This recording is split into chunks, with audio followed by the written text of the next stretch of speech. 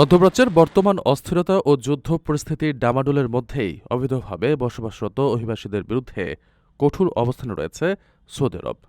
গত এক সপ্তাহে দেশটিতে অভিযান চালিয়ে ৮,১০৪ জন প্রবাসীকে নিজ দেশে ফেরত পাঠানো হয়েছে। সৌদি আরবের স্বরাষ্ট্র মন্ত্রণালয় জানিয়েছে, গত ৫ থেকে ১১ মার্চের মধ্যে বিভিন্ন আইনশৃঙ্খলা রক্ষাকারী বাহিনী ও সরকারি সংস্থার যৌথ অভিযানে মোট ২১,৩২০ জন অবৈধ প্রবাসীকে গ্রেফতার করা হয়। এই বিপুল সংখ্যক প্রবাসীর মধ্যে আবাসন আইন লঙ্ঘনে দেয় ১৫,৩৩৯ জন, সীমান্ত নিরাপত্তা আইন লঙ্ঘনে দেয় ৩,৬৬৭ জন এবং শ্রম আইন অমান্য করায় ২,২৯৪ জনকে আটক করা হয়েছে। আটকদের মধ্যে ১৪,৩৬৩ জন ভ্রমণের প্রয়োজনীয় নথি সংগ্রহের জন্য তাদের নিজ নিজ দেশের কূটনৈতিক মিশনে পাঠানো হয়েছে।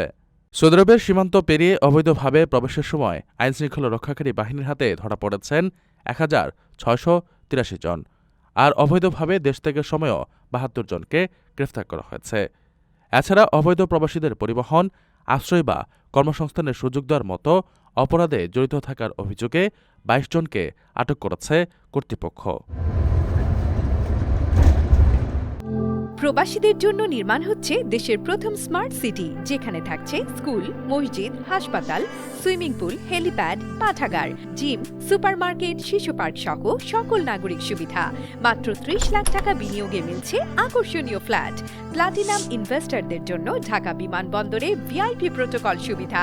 বিস্তারিত জানতে যোগাযোগ করুন স্ক্রিনে দেয়া হোয়াটসঅ্যাপ অথবা ইমো নাম্বারে।